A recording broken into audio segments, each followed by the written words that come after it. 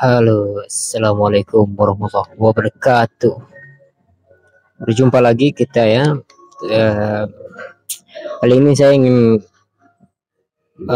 apa ya, membaca ulang sebenarnya apa yang dikatakan Rocky Gerung tentang vonis Sambo. Gitu.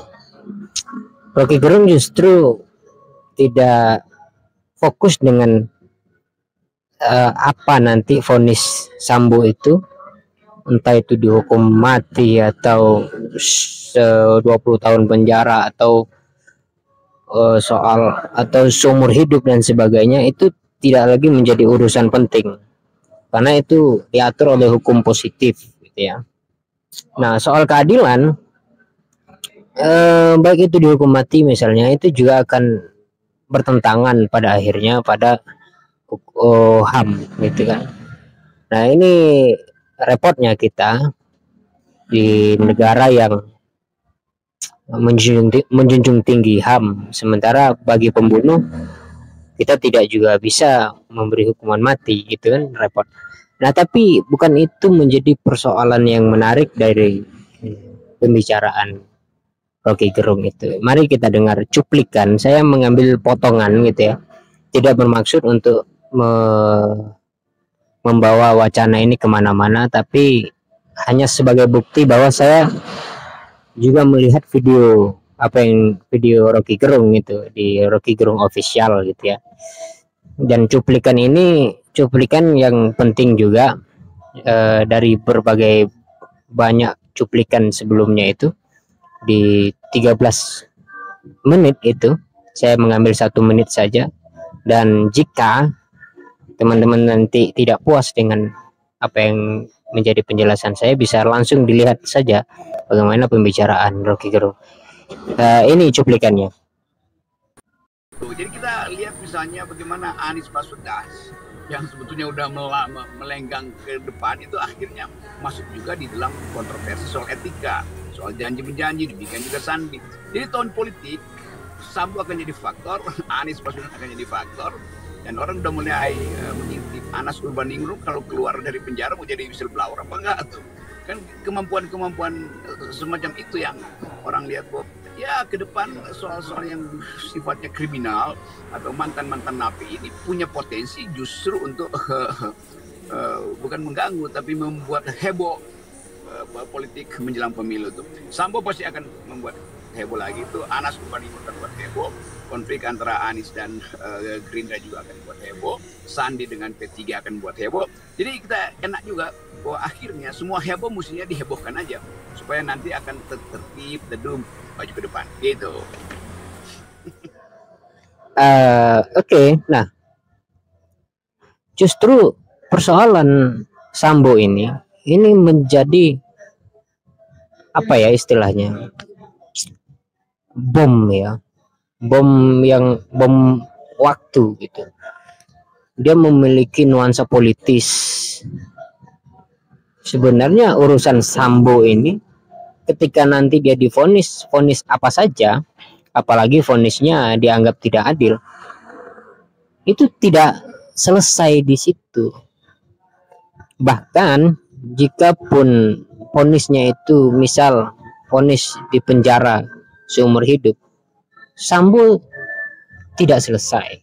Atau bahkan kita anggap nanti hakim memutuskan, andai ini simulasi saja, andai hakim memutuskan hukuman mati, apakah cerita Sambo akan selesai? Tidak. Karena Sambo ini berhubungan dengan atasan, dengan institusi, dengan berbagai macam. Waktu itu ada juga persoalan narkoba. Ketika Sambo ditangkap, ditahan, diadili, kemudian ada narkoba yang ditangkap, kemudian Kapolda Surabaya juga, Jatim juga kena dan sebagainya. Ini rentetan yang luar biasa itu, sehingga kisah Sambo ini tidak akan pernah selesai walaupun Sambo sudah tidak ada misalkan, atau Sambo dihukum justru hanya 20 tahun. justru menunjukkan pembicaraannya semakin tidak selesai gitu. Pembicaraan Sambo, kata Rocky Gerung, adalah pembicaraan politis, vonis politis. Itu yang menjadi bincangan yang akan terus seru gitu. Dia akan menjadi bagian di dalam politik 2024. Ini juga akan berdampak kepada bagaimana perpolitikan kita. Di sisi lain, kebobrokan kepolisian itu juga mulai untuk diperbaiki. Pembersihan kepolisian itu bukan hal yang mudah, seperti membersihkan rumah yang kotor, tinggal disapu dan seterusnya. Tapi kepolisian adalah struktur yang kuat. Di dalamnya ada kekuatan, ada relasi kuasa. Tidak semudah itu memecat orang, memindah dan sebagainya. Ini kan, apakah berdampak dengan politik? Iya, jelas, sangat jelas berdampak dengan politik. Nah, ini yang sebenarnya menjadi kekhawatiran kita.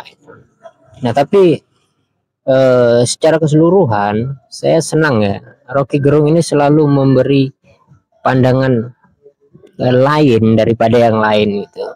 Di mana sekarang banyak sekali channel-channel YouTube berbicara vonis Sambo tentang keadilan dan sebagainya seterusnya. Sambo itu lebih baik dihukum mati, atau tidak dihukum mati karena melanggar HAM tapi cukup di penjara seumur hidup, atau bahkan ada juga yang meringankan gitu sampai hanya 20 tahun dan seterusnya. Tapi justru Rocky Gerung berbicara di luar semua itu gitu. Dia berbicara dampak politik yang akan terjadi. Kenapa? Ada kebusukan nanti yang akan dibongkar habis-habisan. Nah, kita ingin tahu siapa gitu kan tokoh intelektual yang busuk di kepolisian itu. Kita juga ingin tahu siapa tokoh di balik kilometer 50 misalnya yang sampai sekarang belum selesai dan sebagainya gitu. Nah, kita nantikan saja, dan ini adalah persoalan yang seru, dan kita sebagai netizen harus terus bersuara mengikuti perkembangan politik di Indonesia ini, karena masa depan kita digantung di dalam keputusan politik. Akhirnya saya mengutip lagi apa yang telah saya sampaikan kemarin di YouTube channel saya tentang politik orang baik gitu. Anies Baswedan mengatakan kita perlu orang-orang baik yang masuk di dalam politik supaya orang-orang jahat itu bukan tersingkirkan tapi terpengaruh oleh kita, karena orang baik lebih banyak. Hari ini orang jahat itu lebih banyak, atau orang tidak baik itu lebih banyak, sehingga orang-orang baik diam walaupun dia tidak terbawa arus, atau juga justru banyak yang terbawa arus. Itu yang tidak kita inginkan. Oleh karena itu kita mulai di era ini untuk supaya melek politik, mengikuti perkembangan politik, karena hidup kita itu tergantung pada keputusan politik. Itu saja, terima kasih, wassalam.